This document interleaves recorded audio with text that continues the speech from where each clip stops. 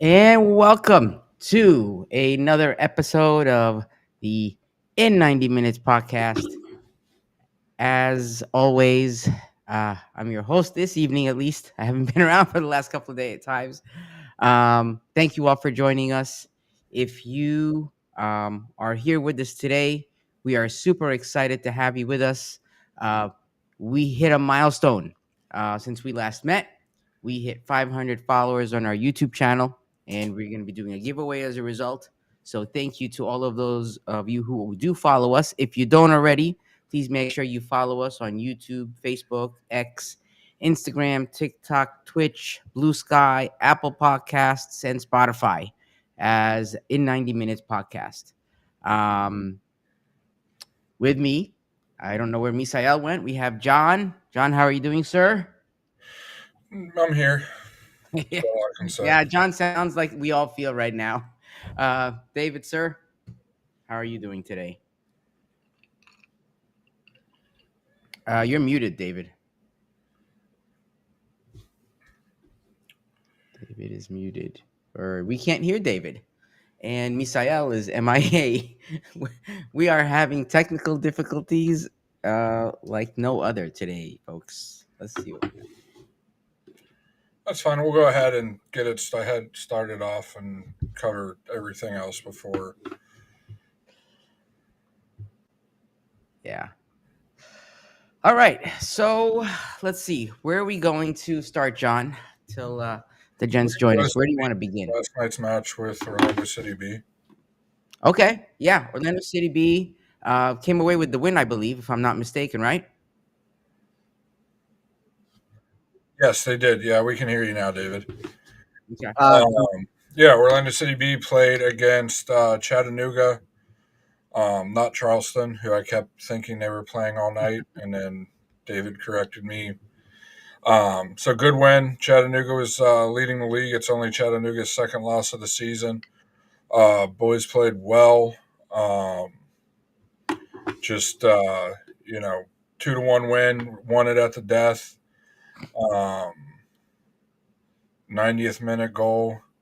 Just overall a good game of soccer to watch. For those that don't know, Chattanooga has no MLS team they're affiliated with, so it's their senior team. Um, playing. Even though technically a lot of the players on OCB are over the age of 18, but they're playing, full grown men, and guys in their mid to late 20s, even some guys in their 30s. So to see them pull out a win 2-1, was a really good, really positive thing to see. Um,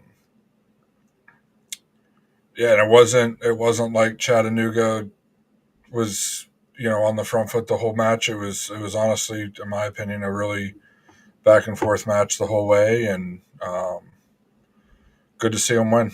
Hard to be positive after this last week with the senior team, but it was a really positive thing to see. Can All you guys right. hear me now? Yeah. So welcome, Oh, Dave. Misael. Missed you during the intro. yes, I'll be brief. Thank you, Ahmed. Thank you, guys. Excited to once again be here on Monday to talk about Orlando City. Obviously, a rarity. Talk about back-to-back losses, something that we haven't experienced in a very, very long time. I wanna send a shout out to my one of a new friend, somebody that I met at the game, Liam Williams from Wrexham, Wales, who was coming to check us out. Very complimentary on everything that happened that night. Obviously, the result wasn't the best to showcase us, but he was very excited. As you guys know, Wrexham, the darling of the EFL right now, and somebody that knows what it is to suffer 15 years in the National League, and then to have the meteoric rise. He told me that he has been showcased in every season of the documentary, so look him up. And that he was gonna listen to the show on his way back to Wales. So Liam, thank you again. Thank you for the kind words. Thank you for the support. Fantastic insight in a lot of things. And yes, Yes, Steven Edge beat you guys twice, so you got promoted without our help. To go on the OCB game, fantastic way to finish. The boys uh, really took victory out of the jaws of defeat. Prove that our OCB is going to be a machine and a factory of talent coming up.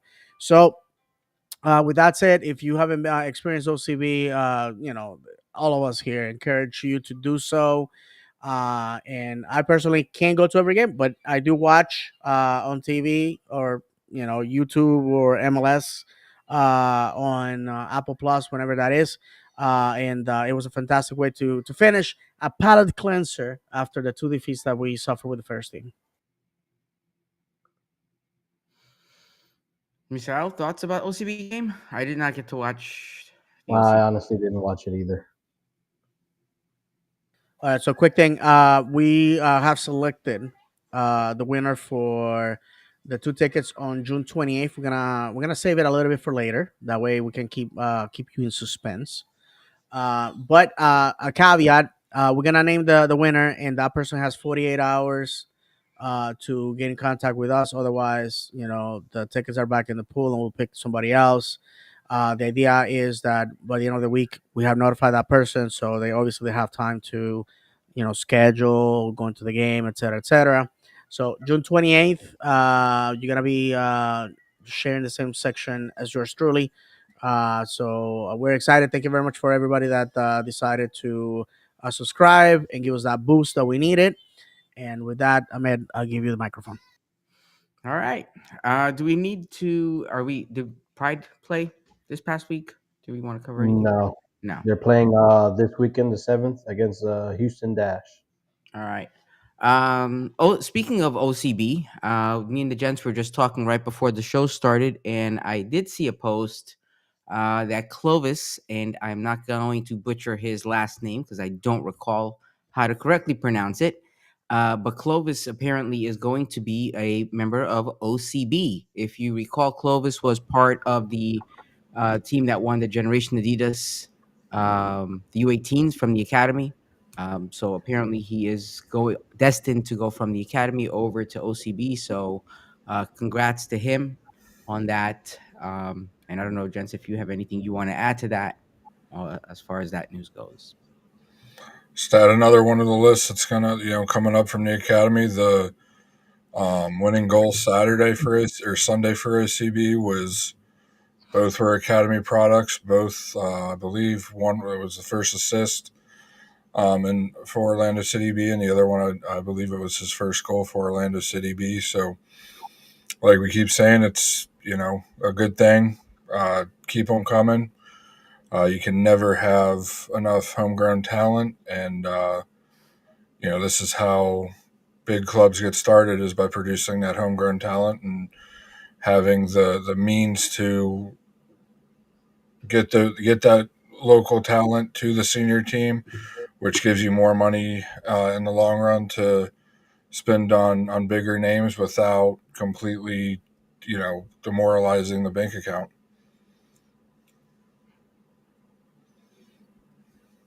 Anybody else? No.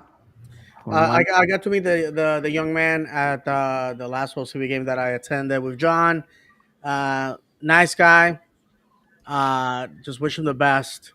Super excited for him. The thing about OCB is that while I'm a little older, for not saying a lot older than our first teamers, I feel like very paternalistic when I go to OCB. All those kids could be my children, and so it's very exciting about what's going on with them. I would like to send a shout out to our boy Williams. Uh, I just want to encourage him. I know that he's patiently waiting for his moment. His position is pretty stacked at the moment, and I want to say to him, uh, just keep doing what you're doing. Be consistent. I think your time is coming very soon, and you have to be ready for it. You have to be prime time, born ready. So I know on social media he has been a little down. I mean, he has done he did fantastic Sunday, but I get it, my guy. I get it. You see your partners that have been with you in the academy already getting minutes, and you meanwhile you are just on the sideline. But that's the life of a center back. You are the piano carrier. Everybody else gets to be the piano player. So I just want to say, just wait for your time, and when your time comes, the world will know. So again, super happy for these new signings. There's a lot of talent coming out of the academy, like John said, and the sky's the limit. That's why you better go to OCB games to support the boys. So when they make the first team, they remember who you are. Trust me, the OCB guys know who you are if you go to OCB games and you see them at the first team. They remember. And this Saturday, we're gonna have the opportunity to, to see the first team. So I'm excited about that as well. Absolutely, yeah. So for those of you who are season ticket holders, if you did not already RSVP, I would definitely suggest RSVPing to that invitation that they sent out for Saturday the 7th. I believe it's at 9 a.m. at the training facility. If you are a season ticket holder, you get the equivalent, I believe, of the same number of seats or up to 4 seats for every RSVP that you make. And it's a great opportunity to meet the players, interact with them. And I feel like anytime the club does something like this, it's a test to see, do people really want it. So the more of us show up, the better, because I feel like the more they see us show up, the more they're likely to do it. So And bring your memorabilia to get signed, baby. absolutely. If you are a sicko like me that likes to get anything and everything signed, it is the moment, because it's one of the things, and I'm glad that people are bringing it up to the attention of the club. One of the things that it's making people mad, including yours truly, is that after games, if you're not sitting around the tunnel, they block you from going there. I don't get it. Where are you supposed to have the opportunity to get signatures from the players, or say hello?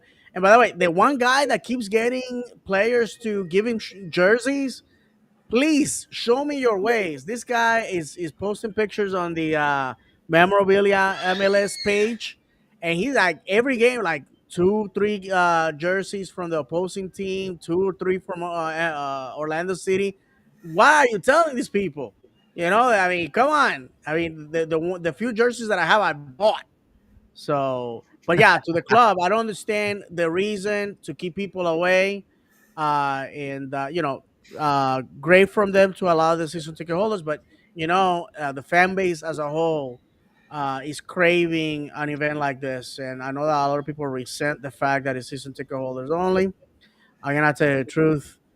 Sucks to be you. I'm gonna jump on the opportunity because I've been salivating at the mouth for a year and a half already to get this opportunity. But yeah, I think the club owes this fan base a moment like that. I don't know if you guys remember in 2019 when they had that party at the stadium. You guys remember that? I Hmm. was on a season Yeah, ticket. yeah. No, it was for everybody in 2019. We were supposed to get one in 2020, and as you know, something called coronavirus happened. I remember I attended that game with our good friend Tom Lord from Bolton, England, and I look at those pictures. Our kids were very little, and my kids shaved now, and his are about to be middle schoolers. So that's how long ago it was. So yeah, I hope hopefully, as always, this gets to the right places. And like I said, if you're a season ticket holder, be there Saturday, like Ahmed said, because if you don't support these events, guess what? They're gonna go away. Yeah, absolutely. And I think that's the most important part about it. Even if you're not a super huge fan, or even if you don't have memorabilia to get signed, you know what? Take your phone, take selfies with all the players. I mean, just show up, support, and uh, hope to see you guys there.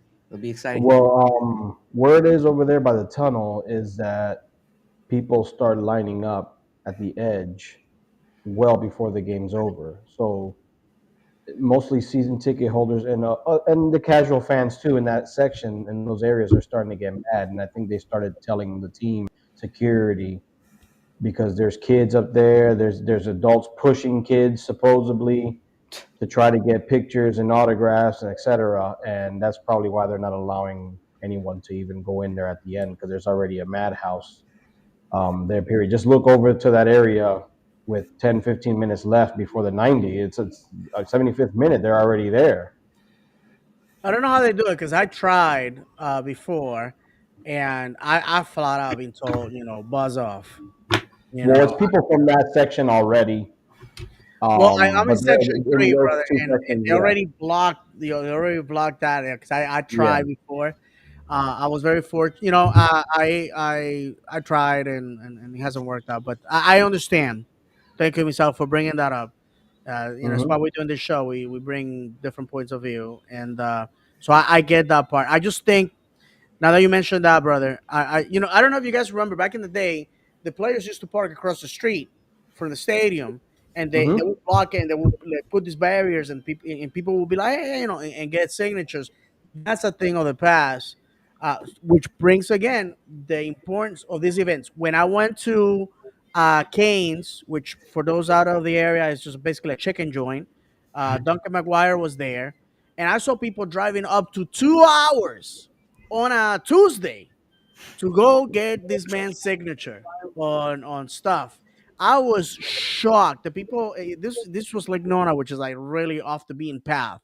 So if there's hunger for this on a Tuesday night, imagine if we actually had a more structure signing event, which will be awesome. But before we go into the nitty gritty, um, I mean, not to jump in, my brother, No, but no. Go for it. uh, I would like to go over our call ups for the national team, which I think is very important. When I was talking to Liam Saturday, and I started mentioning all the internationals that we have, he was very impressed by this. Uh, Shows the quality of players that we have. So Alex Freeman is going to be with the U.S. national under the what is it, the U20s? You guys correct me. And this is international friendlies in Europe. And please excuse the noise behind me. Uh, Alex oh, Freeman's on the senior team. That's not the U20. oh, That's the national team. So that's what you were asking, David. yeah, my apologies. Thank you, my brother.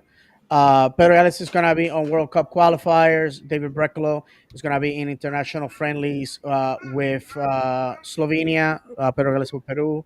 Dagger Dan Thorhausen is going to be with Iceland in international friendlies. Marko Pasalic is going to be with Croatia for World Cup qualifiers. Colin Goshke, Justin Ellis, and new signing for OCV, Jackson Platts, who's coming from the academy. He's going to be with the U.S. Young National Team, U18s, in the UEFA Friendship Cup. They already played a game Sunday against France, and if you guys know the result, that would be great. And lastly, from the academy, Dylan Judelson is with the Canadian U17s for the training camp. As we jump into the international break, important to mention that our Lions are, doing big things at the international level. Yes. All right. So, as you can sense the excitement in my voice, the next topic up um, is our match this past Saturday, May 31st. You want to? At I'm sorry about that. Sorry about that. You want to do Wednesday? oh yeah, you know what? Oh Yeah. my gosh, thank you. I don't know what's wrong with me. All right, man. You're just getting over being sick. Yeah. Yeah, All right. Wednesday So match yeah. versus So Atlanta. let's backtrack and start at Wednesday when we went to uh how far is it? It's like 9 hour drive, I think, if you were to drive. Yeah, it's eight Probably and a about seven, uh, an Seven. hour and a and half, 7. 15-minute flight. All right. To Mercedes Benz, the football stadium, to take on Atlanta United. Um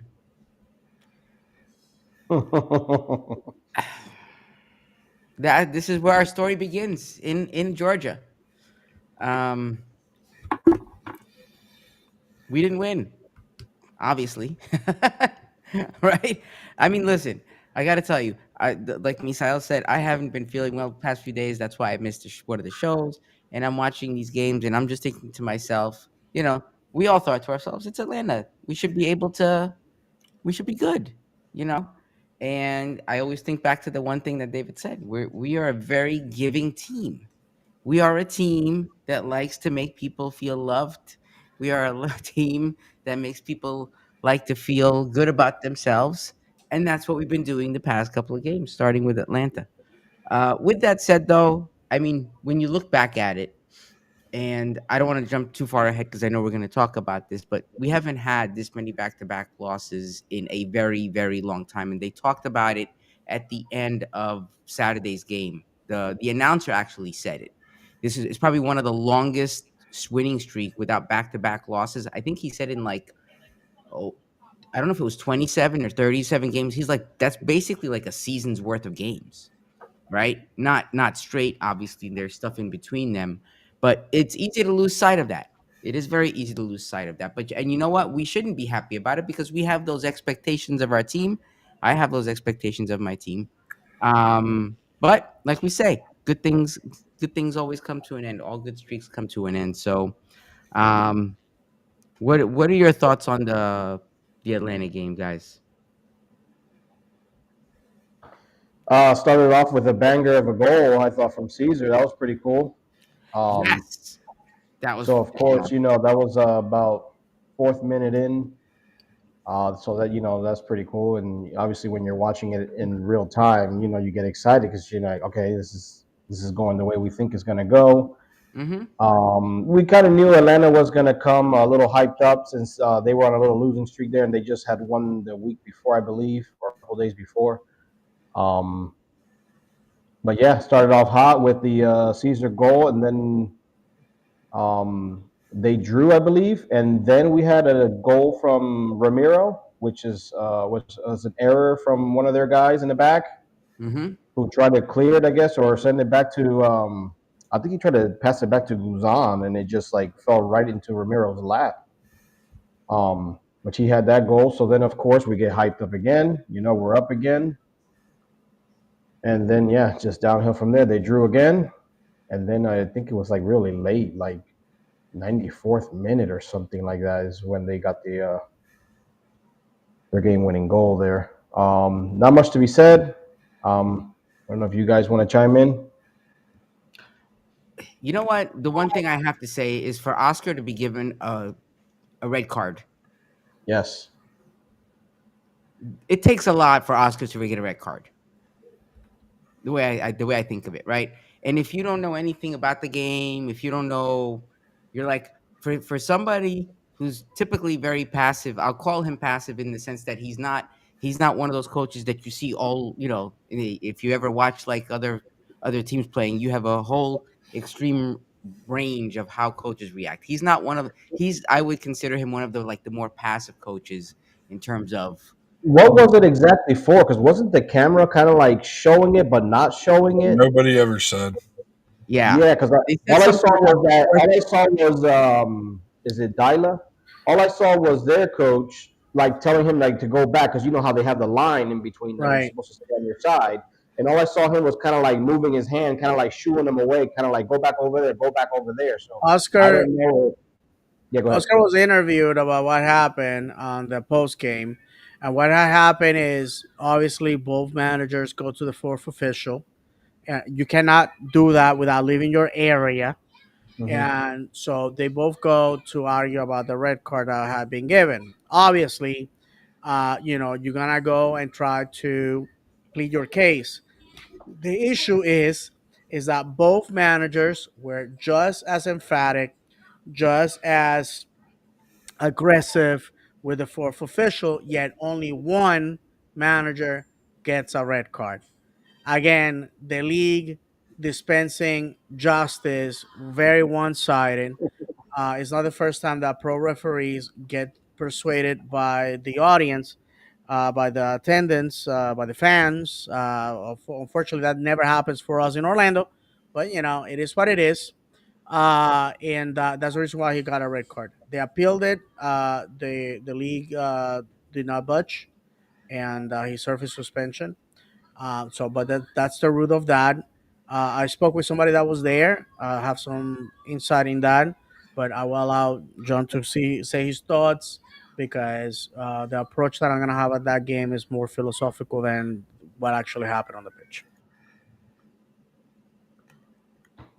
I'm going to start with just how much of a mockery of the sport the entire English broadcast was. The announcers probably were the most one sided announcers I've ever heard on any broadcast that's supposed to be a neutral broadcast. The difference between the way they sounded when Orlando would take a shot, like I think it was Marco had the one hit off the post. They got a little bit excited for that, and then it was like Atlanta took a shot a little bit later on in the match, and it wasn't even close, and you would have thought it was it rang the woodwork as well, and it wasn't even close.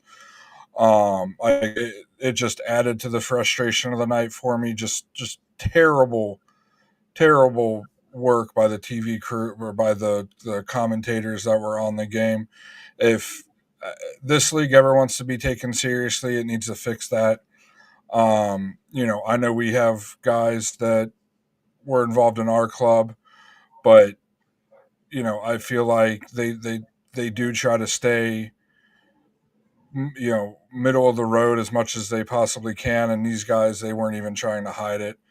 Then as the officials, when I saw who the official was, it's another one of those you go, great, we're playing in Atlanta, and this guy has the game in hands. Well, this is going to be an interesting match. And then yes, Cesar did grab the guy's neck, touch the guy's neck, whatever. But for what I've seen in this league, and people are going to say Miami does it all the time. I'm not even talking about Miami. I'm talking about league wide, where guys are constantly getting their necks grabbed or their heads hit in altercations, and there isn't even a card given. The week before, or the match prior to our match that Atlanta was in with Cincinnati, Lath ran through a guy, broke 2 ribs, and caused his lung to collapse, and there wasn't even a penalty called. So for Cesar's, there wasn't even a review on it from what I understand either. And you watch it, and it was excessive force, not even close to the ball for the against Cincinnati. Luckily, the Cincinnati player's doing fine. I believe he was recently released from the hospital. But for Cesar's, for that to be a red card, I don't care how close the ref was. I don't care what it is. There's cameras all over the place. And for what we see week in and week out from the MLS and what isn't called or what isn't a red card, that's almost as laughable as the red card Kaká got with when Aurelian Collin against Red Bulls. That same exact thing. The fact that Poppy gets a red card and Atlanta's coach doesn't get any sort of disciplinary action is beyond me. And then to go into the match, I'm tired of, and this will go into the next, go lead into the match Saturday as well. I'm tired of hearing professional athletes say they're tired. You guys in the MLS making hundreds of thousands, some of you are making millions of dollars. In other leagues, you guys are making millions upon millions upon millions of dollars. If you guys want to come and you're tired and do what I do, I'll go play soccer for a living. You know what, John? My wife says you have one job, to play soccer. It's like, you know what you signed up for when you decided to make this your career path. Yeah. Stop complaining about it and do your job. I understand you guys get tired and it's a physical sport, and I'm an overweight, 36-year-old sitting behind a microphone. But when I was in my 20s, and heck, even now still, I would virtually, not anymore because I have a son, but virtually have given up everything before my son was born just to have a shot to do what you do. And you guys are sitting here complaining about playing a sport twice a week for a month. Give me a break, guys. It's a sport. You're getting paid to play. Go out there, pay it. You have state-of-the-art trainers there. You have everything at your fingertips to get better, to, rehabilitate from the previous game and get ready for the next game. Stop complaining about it. And also, if they are so tired, why have we ran the same lineup out what every match since the Tampa Bay Rowdies match? So that's what 3 weeks in a row we've essentially ran out the same lineup except for a couple players here or there. I mean, thank goodness Muriel didn't start that game because we wouldn't have scored a second goal. He would have never been in that position, even if he was fresh. So I'm sick and tired of hearing it. I'm sick and tired of that being an excuse. I'm sick and tired of the coaches saying, "Oh, we've had a lot of games. We've had a lot of games," but then we're pressing all 90 minutes. I'm tired of people blaming something that Cesar did that was yes stupid, but our coach has us sitting back and defending for 20 minutes before that, and we can't even control possession for 3 passes. How about we work on that and actually winning a game and trying to be on the front foot instead of being up a goal? And if the guys really are that tired, why are they even on the field? There's other players on the bench that haven't really played much that are fresh, and we're not substituting them in at half to, freshen the legs. So that's what's so irritating about this whole thing. Not that we lost, but the fact that they're trying to use the excuse of being tired, but then the coaching staff, in my opinion, formulates a game plan, and this is mainly on Saturday, which we'll get into more, that isn't for a tired team, and that we're also not using our substitutions. Like the reason that we lost that Nashville game a couple weeks ago is we came out with our regular starters. Nashville didn't. They brought a little bit of their firepower in, their regular starters in late, and we brought in our bench players late. And what happened? We lost. Same thing happened Saturday. Guess what? You're defending for 15, 20 minutes. It is so much more mentally straining to be defending for 15, 20 minutes than to have possession and potentially be scoring for 15 to 20 minutes. Not giving Cesar an excuse, but mentality plays a role in this. Your mental fatigue plays a role in decision making, and when you see somebody that seemingly has had his emotions pretty well under control the last couple of years lose it like that, it kind of makes you wonder if either it's something bigger going on or it has to do with anger at the game plan, something like that. Because the way they lost Wednesday was the team was playing not to lose and not to win, and 99% of the time, and I'd be willing to put money on that, if you see a team playing not to lose, they're going to lose.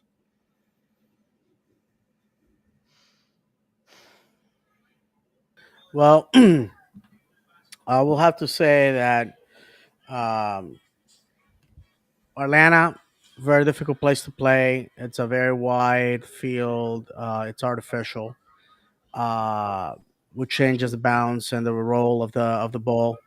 We went out there. I was pleasantly surprised to see Cesar scoring the first goal. Completely took the air out of the building. And then while we conceded a goal, we came back. Boom, go into the showers, 2-1. Atlanta had no answer for us.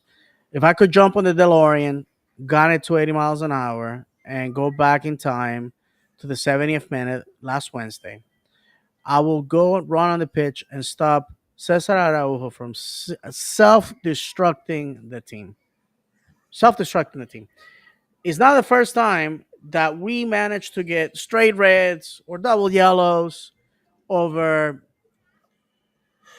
preventable situations on the pitch. To get a straight red for a non-football action is, I don't think there's a word that I can use here that will be acceptable for the little ears. I have to say that Cesar Araujo destroyed all the hard work that had gone into that game at that point. We handed them the game. They were against the ropes. And Atlanta is truly our bogey team. Several times, several times when we're about to beat them, we do something stupid to grant them the win. And this is not a good team. and to the trolls, the 13 and 14-year olds that have this fetish of saying we own you, and f you Orlando and all that. You're lucky summertime. Otherwise, it's a school night, dumbass. I have to say that and if you follow us on social media, you will see the video that we put out where yours truly narrates. I And I will have it. say it again. Oh, you haven't? Yeah. Let's go ahead and play play the audio, and I will continue say my thoughts.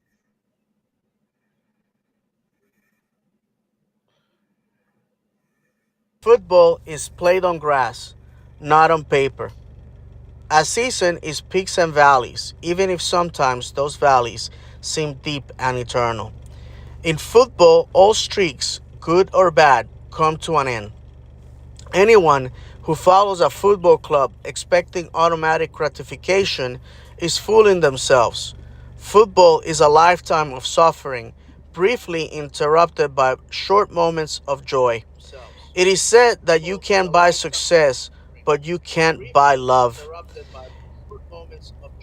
Any fan base who abandons their team on the 60th minute because they are losing cannot lecture us about support and dedication.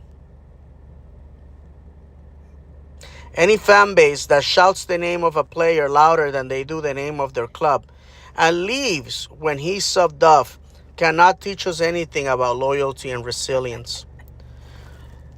Orlando City is a club born on a kitchen table as an idea of what a football club should be.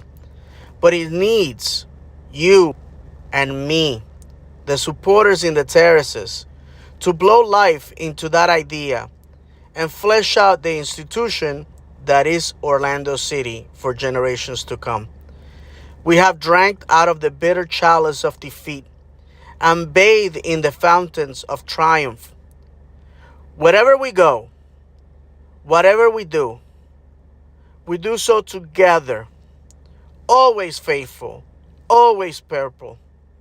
In the words of our manager, Oscar Pareja, in 2020, when he was asked about what he expected to do with Orlando, his answer was, you can think that everything will come wrong again, or you can choose to think that things will be right. Vamos, Orlando.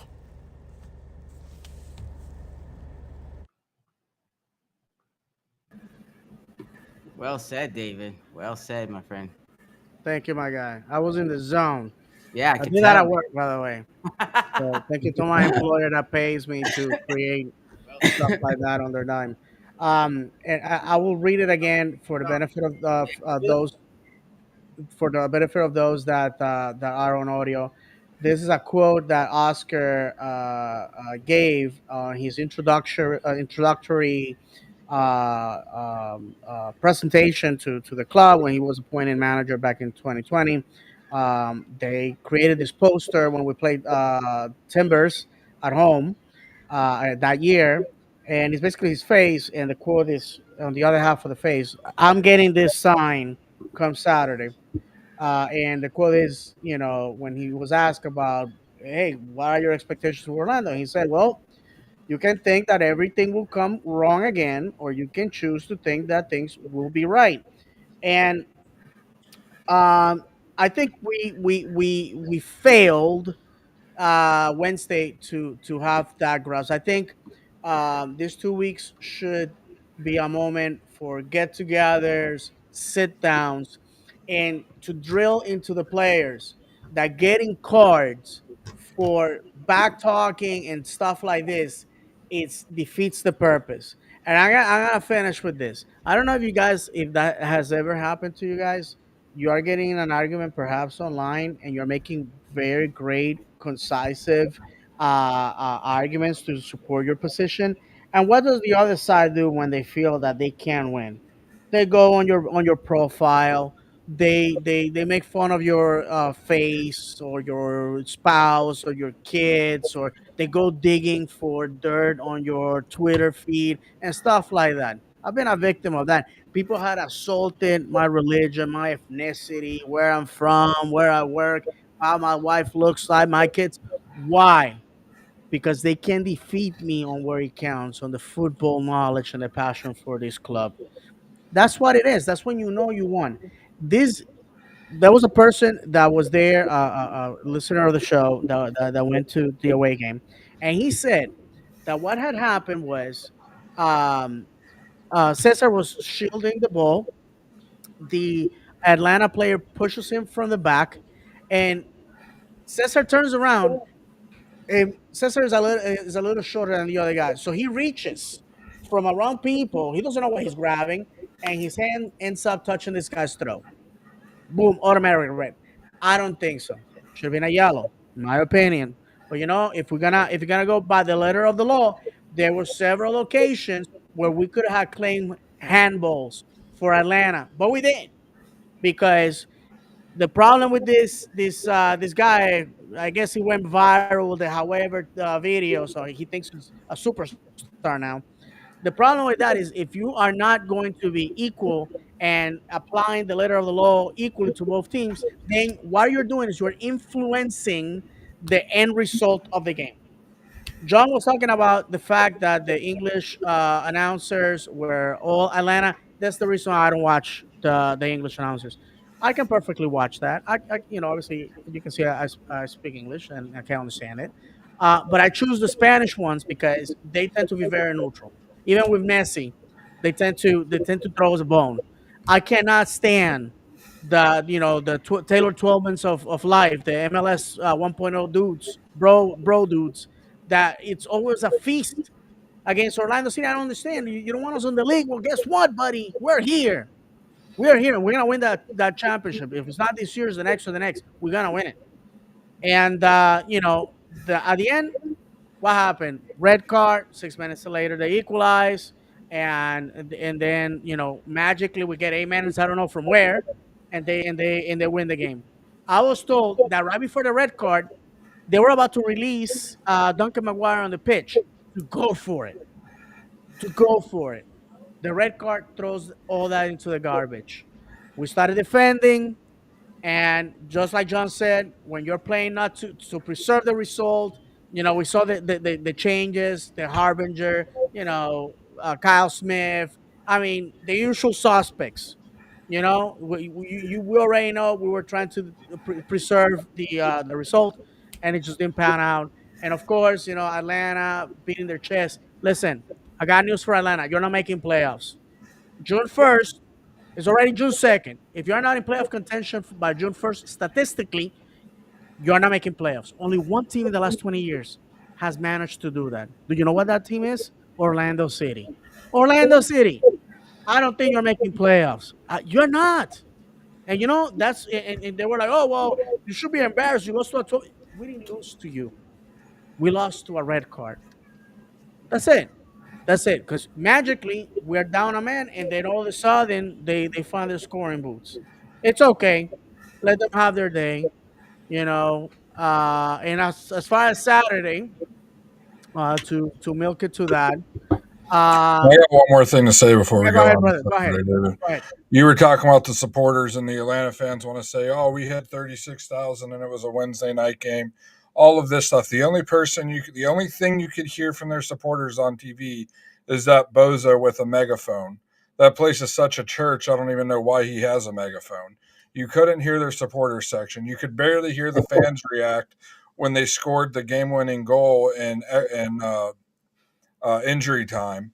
So just because you get the number of people out there because your owner gave away 20,000 tickets to local schools doesn't make you doesn't make your fans better than anybody.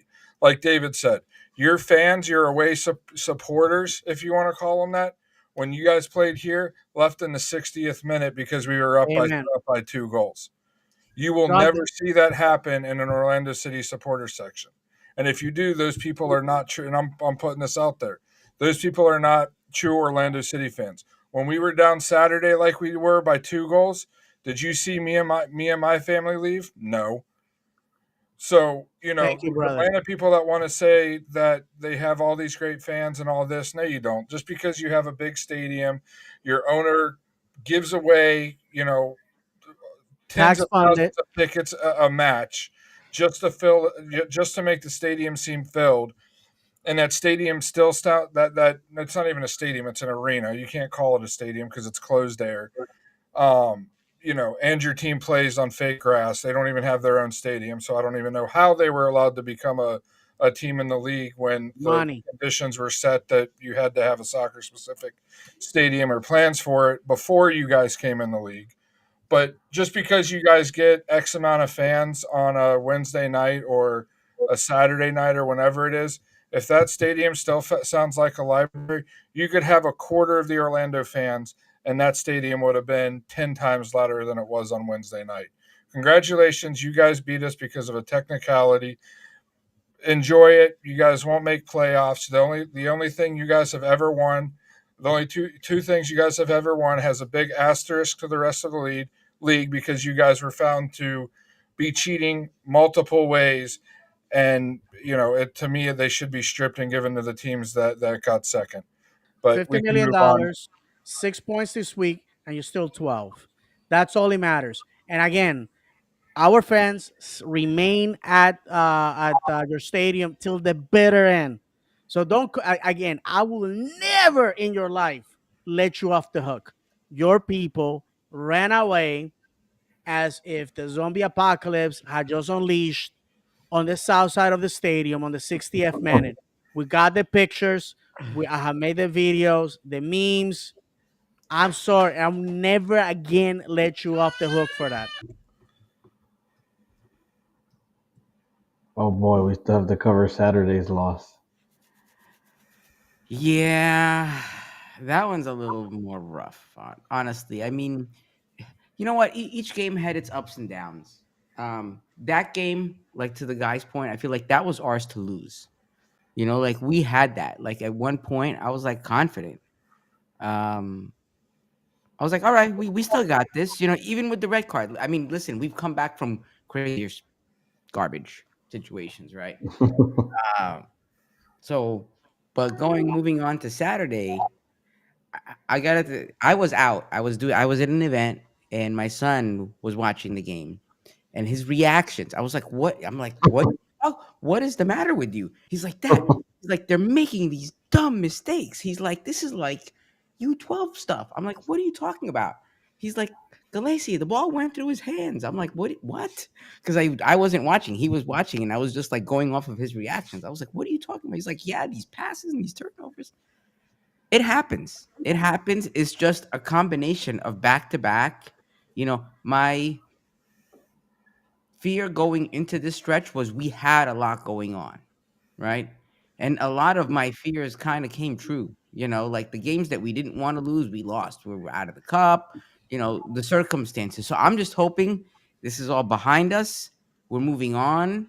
And we have a nice stretch to rest right now. If I believe our next game is until the 28th, right? Which gives us That's some. our Oh next well, game. no, that's home game, but we still play in 2 weeks. Yeah, we're gonna go to Colorado and St. Louis. Okay, but not right away, right? We have at least 2 weeks because the 28th is 3 weeks Correct. away. Our So we next have our, about ne- our next match is the 14th away at Colorado. Colorado, yeah. okay. All right. Big But we have We got like contingent of we Orlando still have a City nice fans break. going.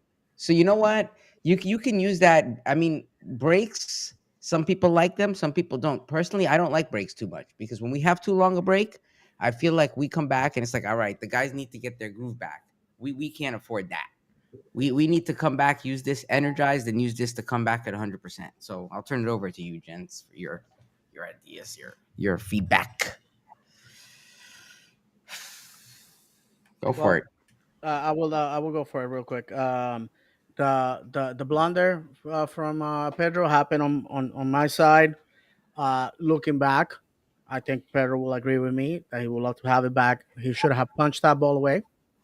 Had a little bit of pace that Pedro perhaps was underestimated, and he basically grabbed it, and the ball just continued going through his hands, and boom, goal. I have to say, Pedro's a human being. He's entitled to mistakes.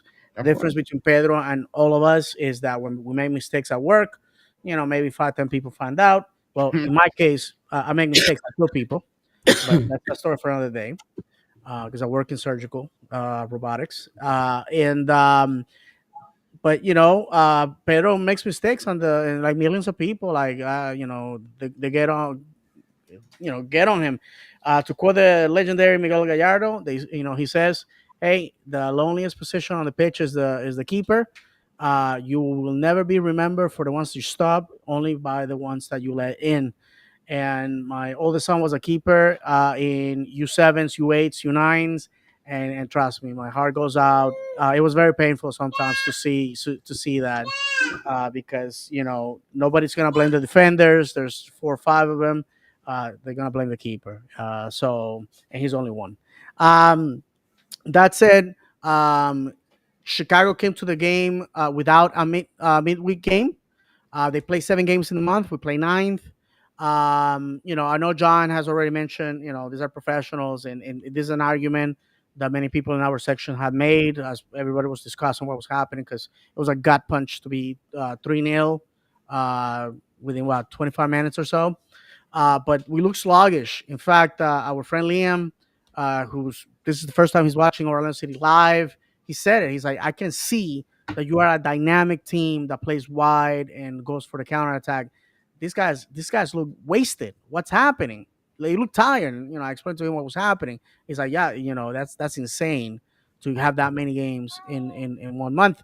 The league complains about congestion because of the Open Cup, but then they create the Leagues Cup, which is is creating this insanity of packing May and August with games, and then June and July.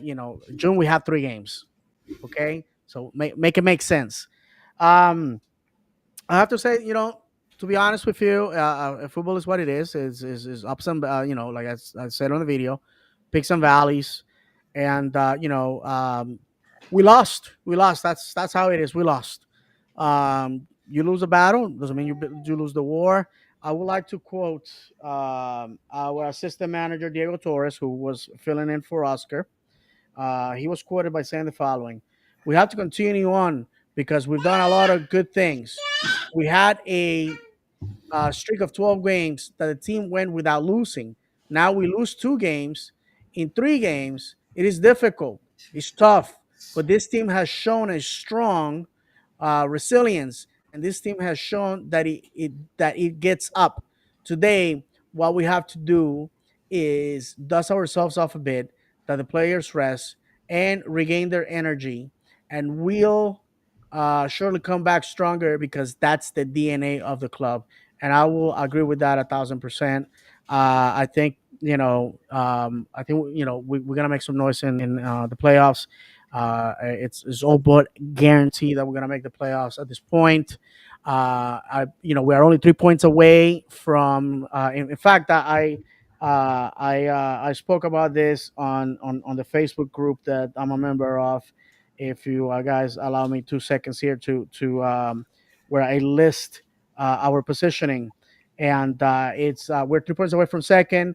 And I mentioned the situation with making playoffs.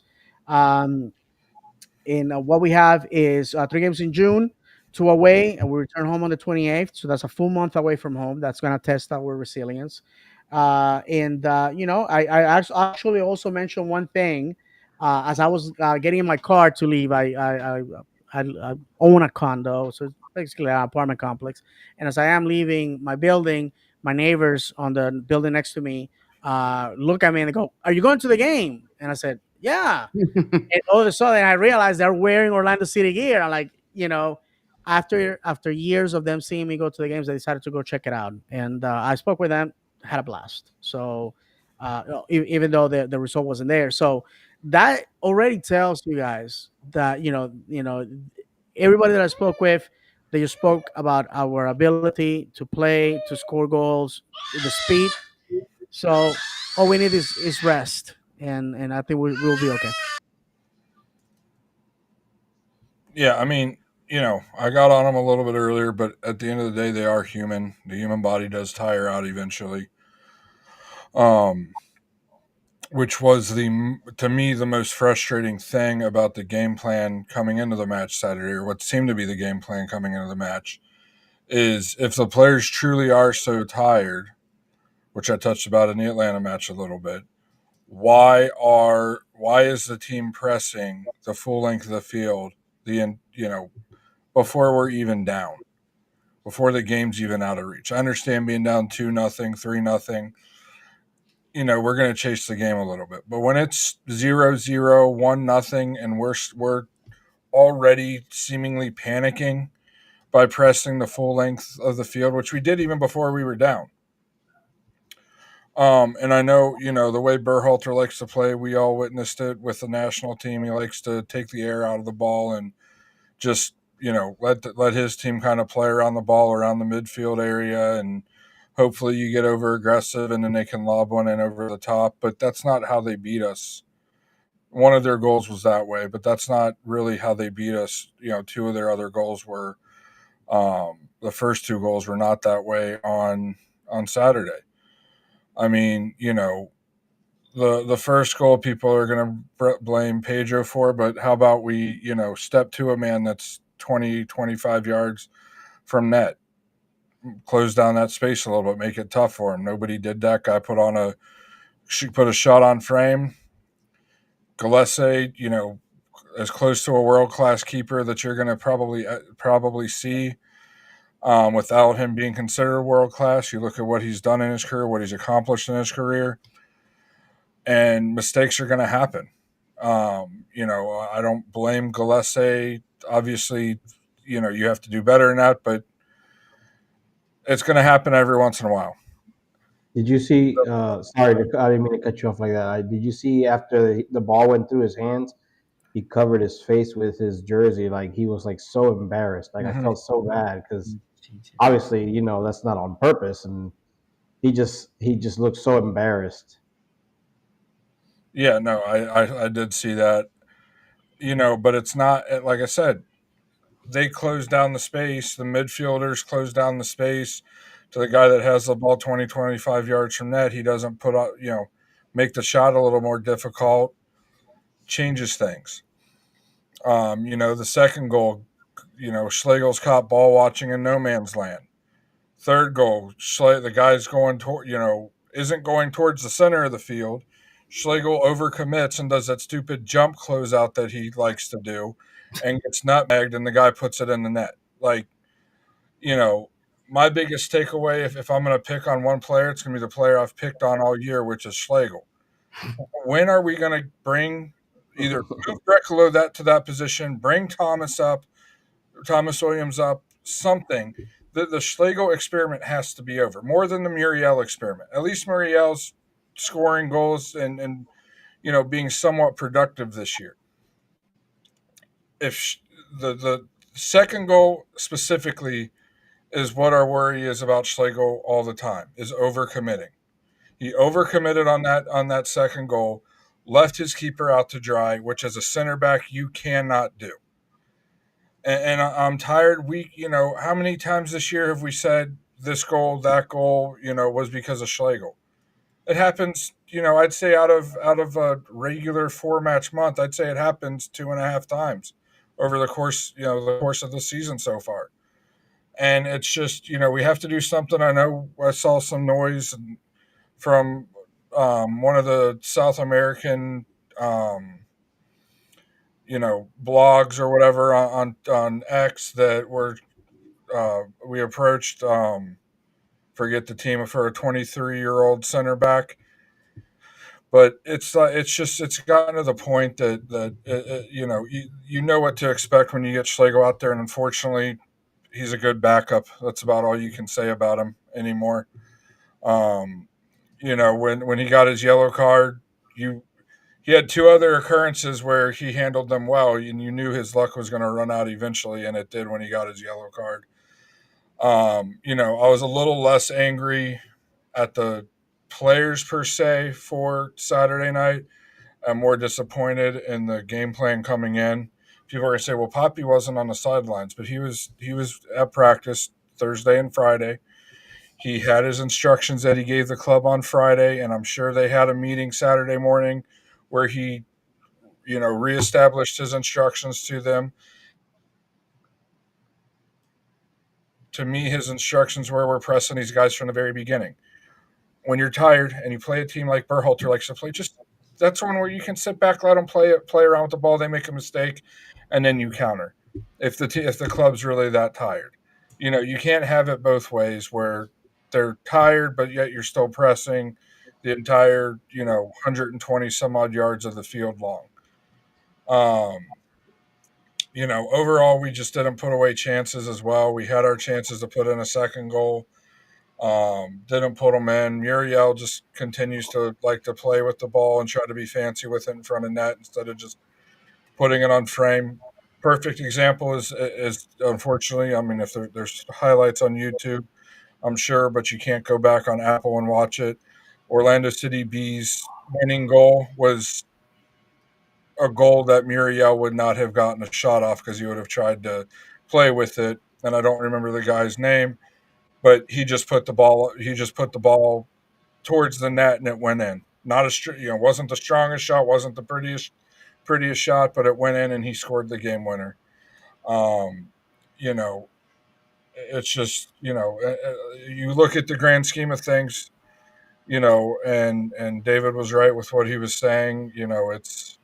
They came off a long stretch out of 9 matches. We didn't lose many. We dropped some points, but didn't lose many. We just got off beating Portland the week before, pretty handedly, which is always a good win because Portland's always got pretty, a decent amount of quality.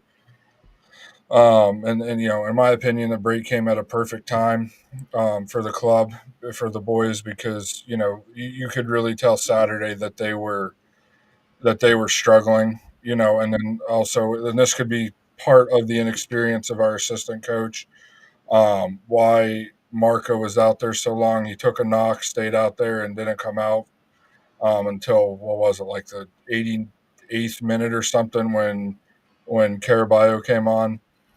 Um, and just it stinks, but the loss Wednesday hurt a lot more than the loss Saturday did, even though it was in person. I'm gonna try to add to that. Ivy has been quiet the whole time John was talking. I guarantee you now that I have an open mic, she's gonna start screaming. Um, by the way, the goal scorer for the win was Noah Levis, new young cat coming out of the academy, and the assist was from Justin Hilton, who just arrived in Orlando via the FCC Academy. So, what a way to make a first impression, to be honest with you. Um, the the situation is as follows, man. We need to rest. I think I have my theory, John, on what you were talking about. I think Torres was entrusted with the team, and he just basically doubted himself to make changes because this is not what the boss told him to. Maybe Oscar is on the sideline, he improvises and changes. We were playing. It's in our DNA right now. We were playing like when crap hits the fan, people tend to go back to their natural reactions.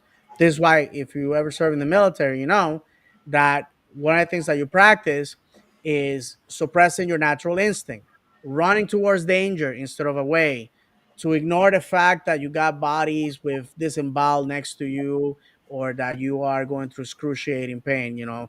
That's why you train as you fight as you train, and that's exactly what we were doing. We were just trying to do things as if we were fresh, and if we failed miserably. Two teams below the table that we should have no business losing to. But had we had him at the beginning of the month and beat him, and then we had gone to lose to Miami or to another top contender, then perhaps do we excuse it? It was like, oh well, it was Miami, it was Messi, we were in their house, blah blah blah. Well, they went and clobbered Columbus, which is a very, very, very, very good team, and has won 2 championships this decade, and they covered them 5-1.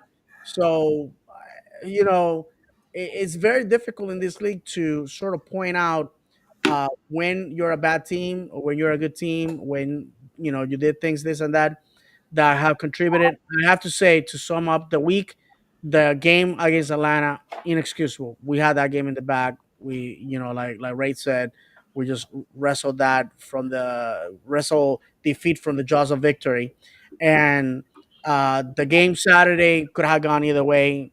I went there with no expectations. I only went there because it's like, well, it's gonna be a month before we get some live football, and I just wanted to get out of the house. My family went out to meet my sister-in-law at a hotel in Orlando, and it was just my opportunity to just be by myself. If you're a married guy and you got kids, those days are beautiful. It's like, I just went to the Fortress of Solitude. I have never felt so alone and so relaxed among a crowd of 25,000 people. But yeah, guys, it sucks. We lost. It's water on the bridge. Now we need to look forward to Colorado, which is coming up on the 14th. I believe it's a Saturday, guys, right? Yes. It's a Saturday. It's going to be, Colorado is always a great test because only 2 teams play in altitude. It's the Rapids and Real Salt Lake, and this is gonna be it's gonna be a big test for some of our players that have never played in altitude. Perhaps the European guys have played in Switzerland, in Austria, and have experienced some of that.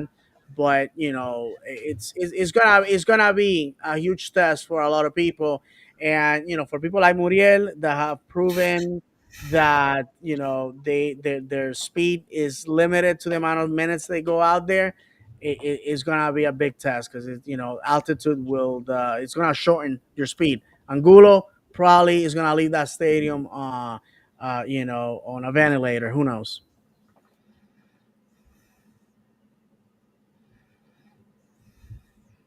Okay. I don't know, guys. I'm just onwards and moving forward. What else do we need to chat about? Winner. Oh, yes. Yes, Winner.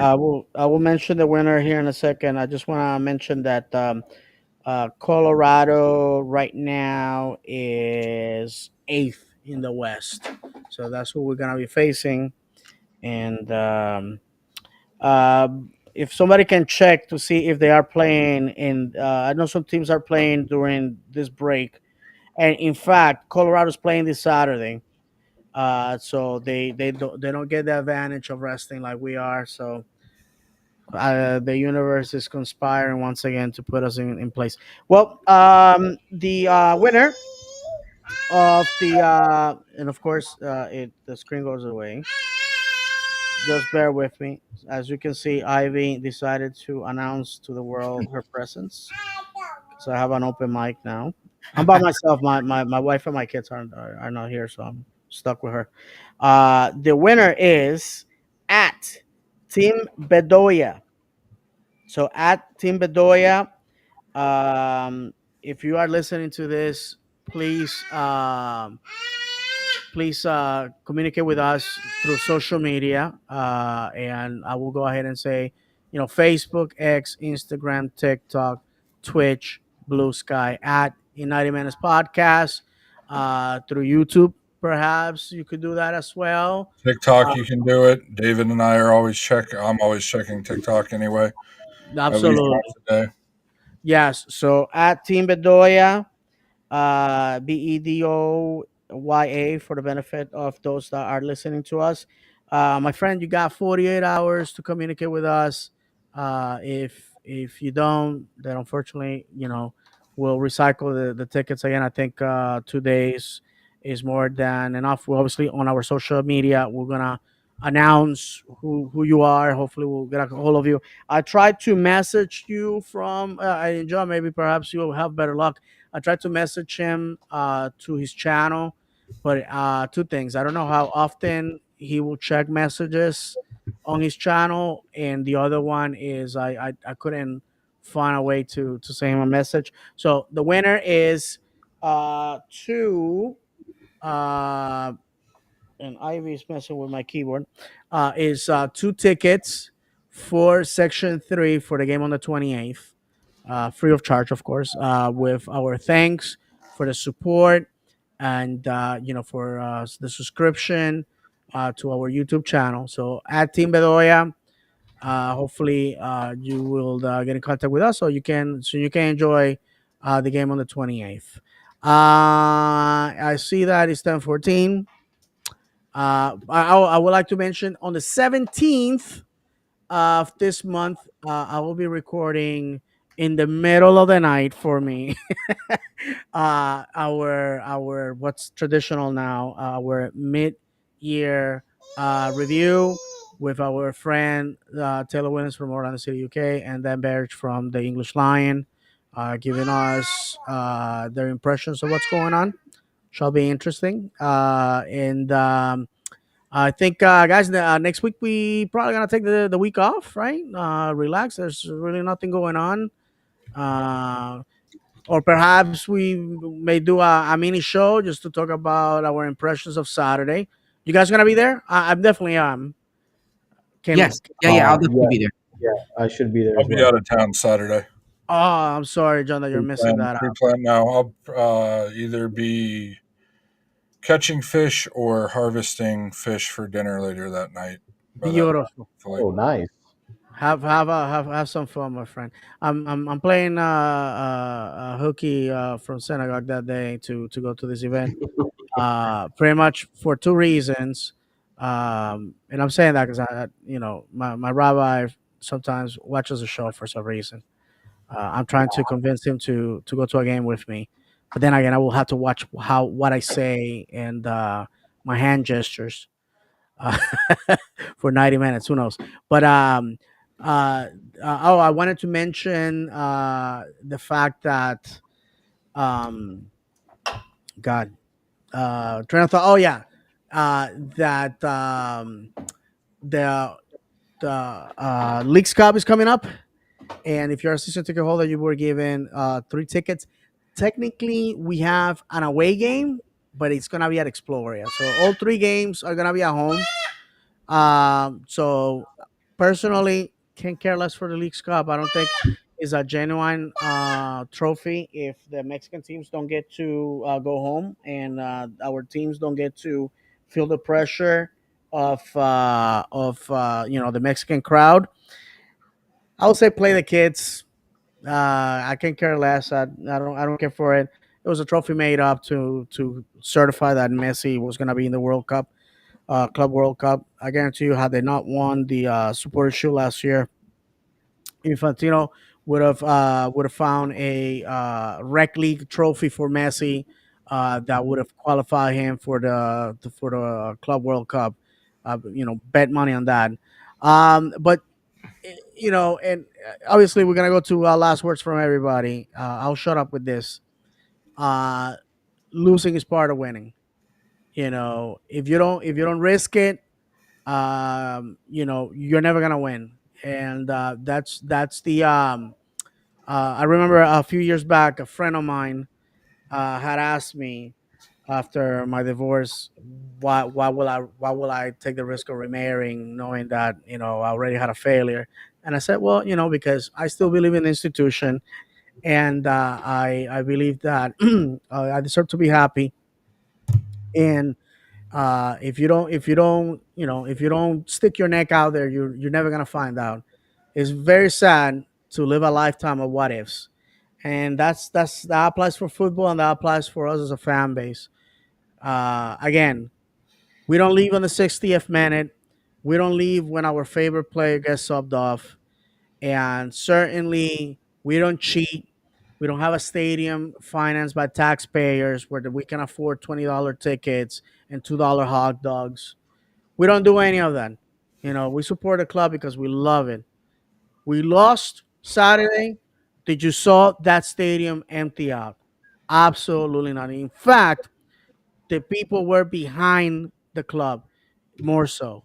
And again, I sat next to people from the UK that simply had nothing but admiration for our fan base because we love the football. We understand what it takes to win. And again, our day will come. I know people are sad and angry, but the truth is that when we lift that trophy, none of this is gonna matter. Nobody's gonna remember the red cards and the yellow cards and the dissent and the expulsions. People are just gonna concentrate on the moment, and that moment's coming because we keep knocking at that door, and eventually it's gonna fall down. Thank you very much, guys. With that, I close my mic and reminding everybody that you know that's what football is all about. And if you want something safe and something more palatable, pick knitting or painting.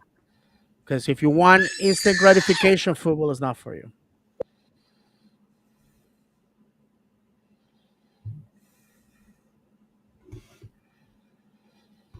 Yeah, I'll go ahead. I know we've talked about supporters a lot. I did want to bring up. Um, I don't know if the people watching and in the future listening. Um, Basically, will the LAFC on Saturday played against Club America, and their supporters put on a pyro show like no MLS team ever has done. It was okayed by the club. The owner took a stand against the local government and made it okay for them. It'd be nice to see other owners do the same because the scenes you have, I showed the guys before the show started. The scenes that were at the match Saturday were incredible. It'd be nice to see every MLS stadium look like that. Some will obviously look like that more than others because you have fans like Atlanta that just don't know how to support a soccer team, a soccer club. Um, I'd love to see it. I brought it up to the guys. The match we had opening the stadium back in 2017 was very similar to what they had in LA. If memory serves me correct, the match had to be delayed like 10, 20 minutes because there was so much smoke. All of that. If it wasn't for the fire chief, I don't think really anybody would have gotten in trouble. From what I remember from it, anyway. Again, that was 8 years ago. But yeah, that's something that for this league to gain notoriety around the world.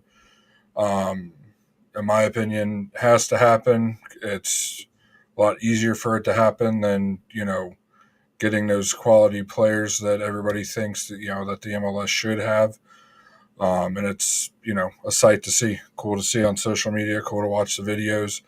Um, and if it's done in the correct manner like LAFC did, then I don't see why it shouldn't happen more.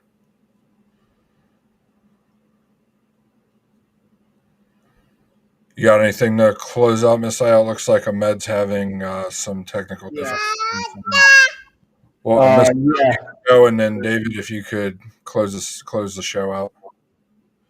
yeah. Just really quick, I wanted to say, even though we lost Saturday against Chicago, it was a great crowd. They announced it was 21,000 in there. I kind of estimated that myself. Just looking around, it did look like a fantastic crowd, and for everyone to show up on the 28th. I know that's a while from now, but show up again against Cincinnati on our first home game back. It's going to be a huge game for us. Um, Also, this Saturday, 7 p.m., the girls, Orlando Pride, is playing. Everybody remember they're the defending champs, and go support the women. Don't forget Saturday, season ticket member event to go meet the players. Shout outs to our partner, Orlando City Insider, and congrats, Team Bedoya, on winning the tickets. Um, but that's about it. I guess Ahmed is still having trouble there, so I don't know if David, you want to close us out. Absolutely, and reminding everybody that it's life, life. And these things are gonna happen. So I unite myself with all the last words, and we'll be seeing you guys not this next Monday, the following. And reminding everybody that we're gonna have the boys from England there to talk about the meet season. We can be found on the wherever you consume your podcast on audio. And we are on social media as well. Pretty much their social media, we're there. Please give us a follow. And don't forget if you can do us a solid and subscribe to our channel. That will help us out a lot. On the 28th, when we return to the stadium, be there. Let's support the boys. Friends from England are going to be joining me that Saturday, and I expect it to be a fantastic night to celebrate our club. So I leave you with Ivy here, reminding you that football is played on grass, not on paper. That football is a pound of talent and an ounce of luck. That football is cruel and unpredictable. And if you haven't cried for joy or anger, and we have done that a lot this week, have you really football? From myself, from Ahmed, John, and Misael, may God bless you. And as always, vamos, Orlando!